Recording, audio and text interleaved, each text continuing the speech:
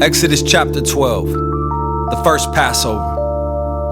While the Israelites were still in the land of Egypt, the Lord gave the following instructions to Moses and Aaron. From now on, this month will be the first month of the year for you. Announce to the whole community of Israel that on the 10th day of this month, each family must choose a lamb or a young goat for a sacrifice, one animal for each household. If a family is too small to eat a whole animal, let them share with another family in the neighborhood. Divide the animal according to the size of each family and how much they can eat.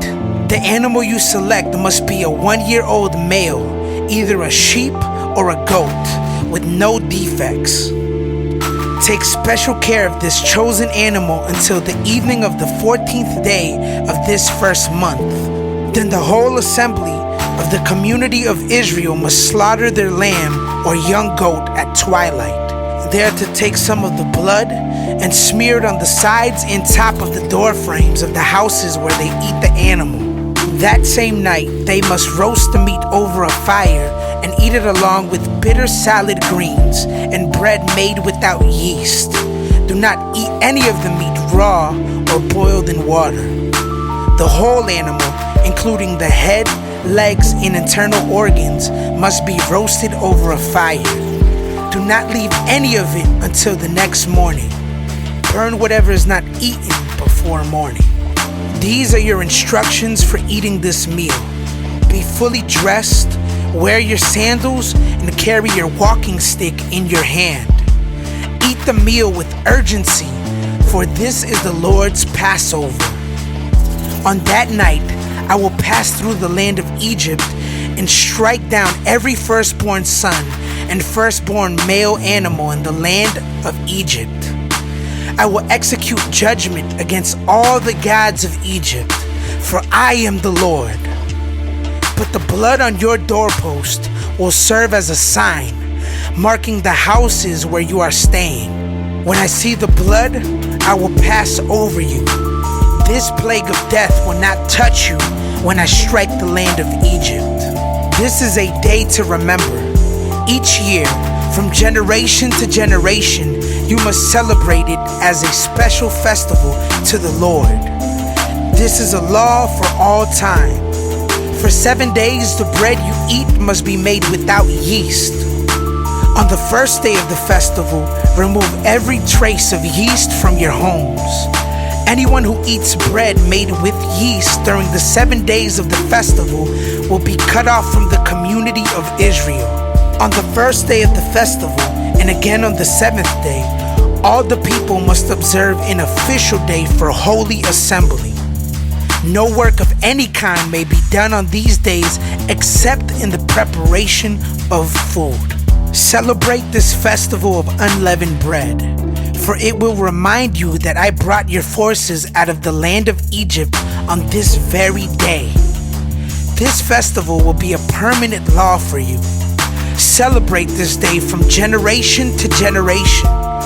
The bread you eat must be made without yeast from the evening of the 14th day of the first month until the evening of the 21st day of that month. During those 7 days, there must be no trace of yeast in your homes. Anyone who eats anything made with the yeast during this week will be cut off from the community of Israel. These regulations apply both to the foreigners living among you and to the native-born Israelites. During those days, you must not eat anything made with yeast.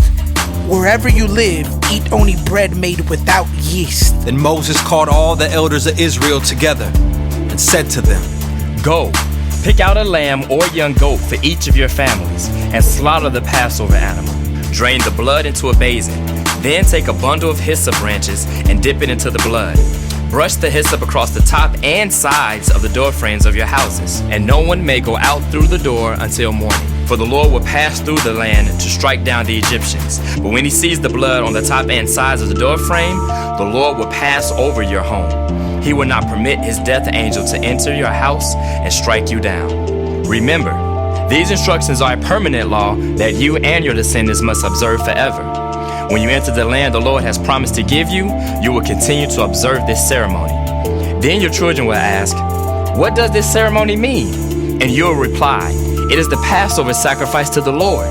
For he passed over the houses of the Israelites in Egypt, and though he struck the Egyptians, he spared our families."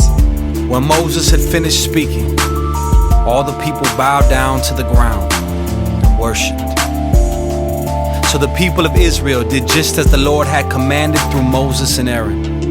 And that night at midnight, the Lord struck down all the firstborn sons in the land of Egypt, from the firstborn son of Pharaoh, who sat on his throne, to the firstborn son of the prisoner in the dungeon.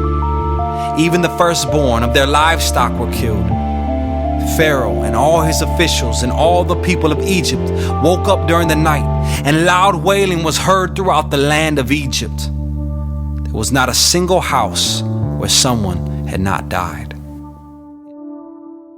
Israel's exodus from Egypt. Pharaoh sent for Moses and Aaron during the night. "Get out," he ordered. "Leave my people and take the rest of the Israelites with you.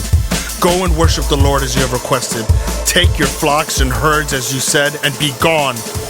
Go, but bless me as you leave." All the Egyptians urged the people of Israel to get out of the land as quickly as possible, for they thought, "We will all die."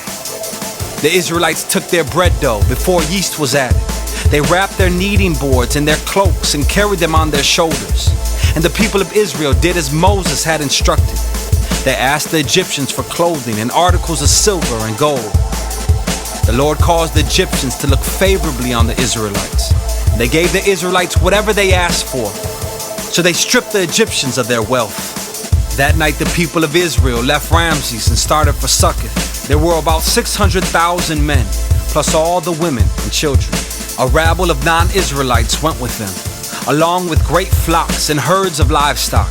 For bread they baked flat cakes from the dough without yeast they had brought from Egypt. It was made without yeast because the people were driven out of Egypt in such a hurry that they had no time to prepare the bread or other food. The people of Israel had lived in Egypt for 430 years. In fact, it was on the last day of the 430th year that all the Lord's forces left the land. On this night, the Lord kept his promise to bring his people out of the land of Egypt. So this night belongs to him, and it must be commemorated every year by all the Israelites, from generation to generation. Instructions for the Passover. Then the Lord said to Moses and Aaron, "These are the instructions for the festival of Passover. No outsiders are allowed to eat the Passover meal, but any slave who has been purchased may eat it if he has been circumcised. Temporary residents and hired servants may not eat it. Each Passover lamb must be eaten in one house. Do not carry any of its meat outside, and do not break any of its bones. The whole community of Israel must celebrate this Passover festival. If there are foreigners living among you who want to celebrate the Lord's Passover, let all their males be circumcised. Only then may they celebrate the Passover with you like any native-born Israelite. But no uncircumcised male may ever eat the Passover meal. This instruction applies to everyone, whether a native-born Israelite or a foreigner living among you." So all the people of Israel followed all the Lord's commands to Moses and Aaron. On that very day, the Lord brought the people of Israel out of the land of Egypt like an army.